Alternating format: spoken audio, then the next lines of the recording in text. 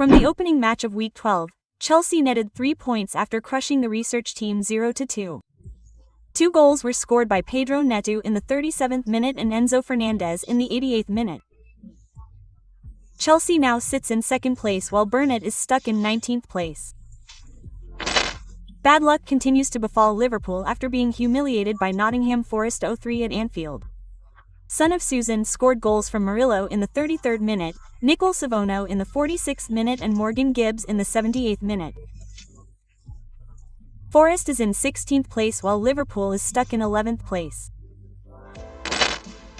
Manchester City also suffered a defeat when they were defeated by Newcastle United 2-1. 2 golden maces were made by Hervé Parnes in the 63rd and 70th minutes, while City only replied through Ruben Dias in the 68th minute. City failed to reduce the gap with Arsenal while Newcastle crawled to 14th place.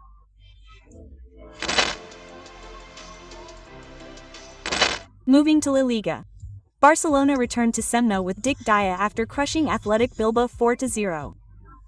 Barca's series of goals were scored by Robert Lewandowski in the 4th minute, Ferran Torres in the 45th plus 3rd and 90th minutes and Fermín López in the 48th minute. Barca Quinisa my point Madrid while Bilbao dropped to 8th place.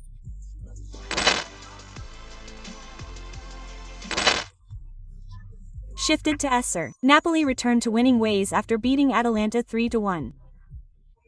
Patinope's 3 goals were contributed by David Neres in the 17th and 38th minutes and Noah Long in the 45th minute. Atalanta only scored a goal from Gianluca Scamacca in the 52nd minute. Napoli now controls the top of the standings while Atalanta is still struggling in 13th place. Meanwhile, Juventus failed to wrap up the win after being held to a 1-on-1 at Fiorentina's house. Had taken the lead through Philip Kostic in the 45th plus 6th minute. The host equalized thanks to Rolando Mandragora in the 48th minute. Juve failed to penetrate the Europa League zone while Fiorentina is still at the bottom.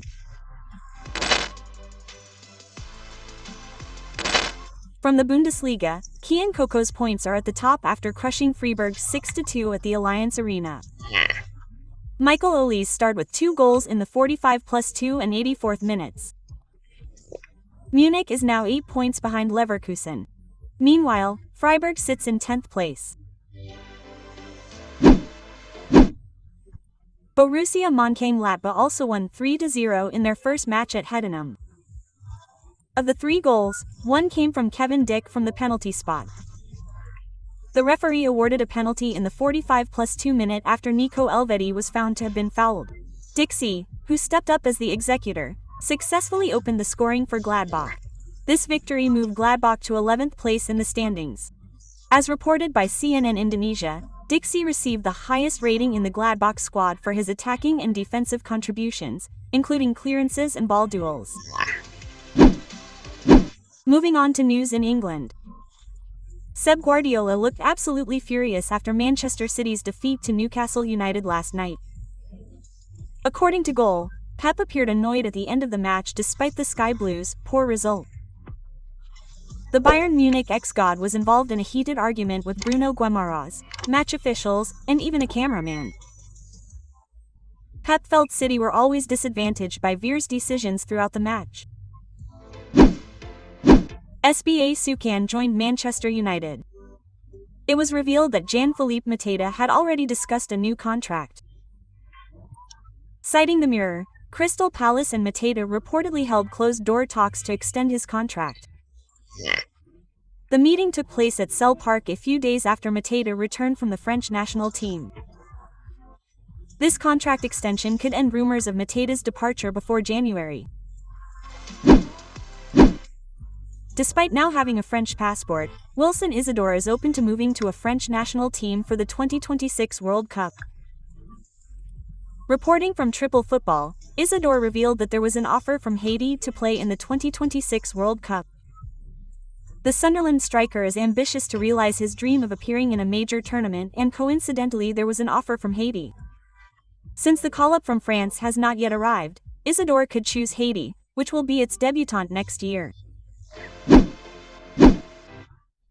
Manchester United seems to have accepted rejection after Karim Adeyemi preferred to join another English team.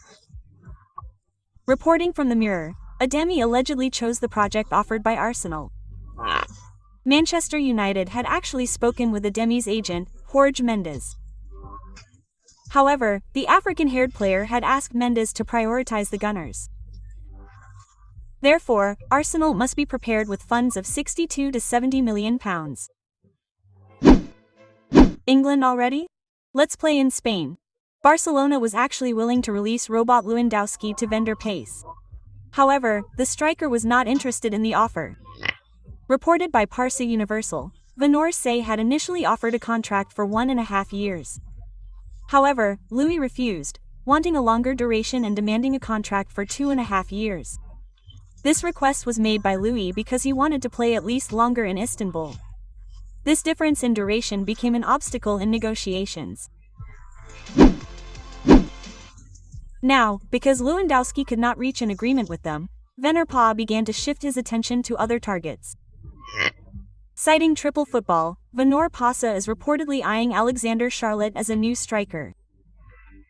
Local sources in Turkey said Venor Say is ready to approach the Norwegian player in the January transfer window. They will take advantage of Corlot, who feels uncomfortable at Atletico. It is not yet known how much Venor Pa's contract will be transferred to Italy. Considering Jan Somar's aging, Inter Milan plans to sign Emiliano Martinez. According to Calcio Mercato, Inter is now considering Debus as a potential replacement for Samar. Besides being outdated, the Swiss goalkeeper's contract will soon expire. Inter sees Debus as the best solution currently to maintain stability under Mista. Aston Villa is ready to release the Argentine goalkeeper if Inter pays $20 million. Both need a goalkeeper for defensive security. Lazio and Fiorentina are now competing to win over Hermansen. Reporting from the Word Offset, both teams are interested in the Danish national team goalkeeper. Hermansen himself is rumored to leave West Ham in January after failing to become a first-choice goalkeeper. The 25-year-old goalkeeper lost out to Alphonse Reala and the return of Lucas Fabianski. Therefore, Hashu and Fiorentina are struggling to bring Hermansen to the United States. Although entitled to a ticket to the 2026 World Cup, Haiti must face a ban imposed by Donald Trump. According to Alquib, Trump stated that Haitian supporters will not be allowed into the United States to watch the World Cup. This confirms Trump's rule prohibiting passport holders from 19 countries from entering the United States, including those with Haitian passports. Although prohibited, this rule provides an exception for Haitian national team players and officials. Shortly after arriving in Malaysia, there is the latest news that Shin Taeyong will reportedly accept a coaching job at a Malaysian club. Reported by Bolaspot, the former Indonesian national team coach is reportedly set to become the new coach of Selangor FA. This was further strengthened by Sinta's arrival in Malaysia to attend a youth player competition. The South Korean man has admitted that he is not ruling out becoming the Selangor coach and is willing to coach the big Malaysian club. Returning to Indonesia, the PSSI, Indonesian Football Association, has apparently sent the head of the national team body, Sumar, to Europe for some time. According to Bolaspot, Sumaria will be in the Blue Continent to interview potential new coaches for the Indonesian national team. There, he will meet 5 candidates who are currently undergoing a rigorous selection process. This process is being carried out according to direct instructions from PSSI chairman Eric Thohir, in order to find the right coach for the Garuda team. Chelsea have reportedly begun inquiring about their young midfielder, Pablo Barrios. According to Cut Offset, the Blues are believed to be interested in signing the Los Roy Blanc key player and are ready to pay for him. Chelsea projects the 22-year-old as a partner for Enzo Fernandez and Moises Caicedo. However, Atletico are said to have set a price tag of up to $100 million for Barrios. This price could be a barrier for Chelsea to sign him. Gordon Strachan stated that Andre Onana's career at Manchester United is likely over and there is no chance of improving it. Citing MU's Triple Football Gen, He said this because he saw Onana was never truly happy at Old Trafford. According to Strachan, during his time at United, Onana seemed to prefer being elsewhere and felt he was no longer enjoying his football there. Therefore, it is difficult to imagine Onana returning to United. Fulham suffered a major blow after Rodrigo Muniz reportedly suffered a serious injury. According to Football Insider, Muniz was diagnosed with a hamstring injury and will undergo surgery. Based on estimates, Muniz will be out until mid-February. His absence narrows Marco Silva's attacking options, because Fulham automatically now only relies on Raul Jimenez while Muniz is sidelined. To protect himself from his residents, Alexander Isak is willing to dig deep into his pockets to buy a terrifying guard dog. Reporting from Tessin, Isak spent 30,000 PS to buy a Doberman guard dog. The Swedish striker did this after he had received death threats since moving to Liverpool. Isak hopes his new dog can provide a sense of security while he lives in Merseyside. Moving to Spain, Barcelona is starting to think about reuniting with Joao Cancelo this winter. Reporting from Vaqueas, Cancelo coincidentally wants to leave Al Hilal and return to European competition as soon as possible. The decision was made to gain more opportunities to compete ahead of the 2026 World Cup. Therefore, Blaugrana wants to meet Cancelo as an experienced option in the back. However, Barca must compete with Juventus. As many fans compare Xabi Alonso with Zinedine Zidane, the former Real Madrid assistant coach has spoken out. As reported by Trib Football, David Bettoni emphasized that comparing Xabi Alonso with Zinedine Zidane is unfair. According to him, Zidane has a very supportive and empathetic approach to players. Meanwhile, Xabi is a different type of coach and needs time to build a close relationship with the squad. So they have their own characteristics. Moving on to Italian football. After AC Milan previously expressed interest in forming a basketball team, now it's as Roma's turn to be interested. According to Delaga Sedidlas Spot, NBA Deputy Commissioner Mac Tatum has met with Roma's boss, Dan Fredkin. The result is that Fredkin is willing to join the NBA Europe project currently being developed. The NBA itself projects Rome as one of the candidate host cities for NBA Europe.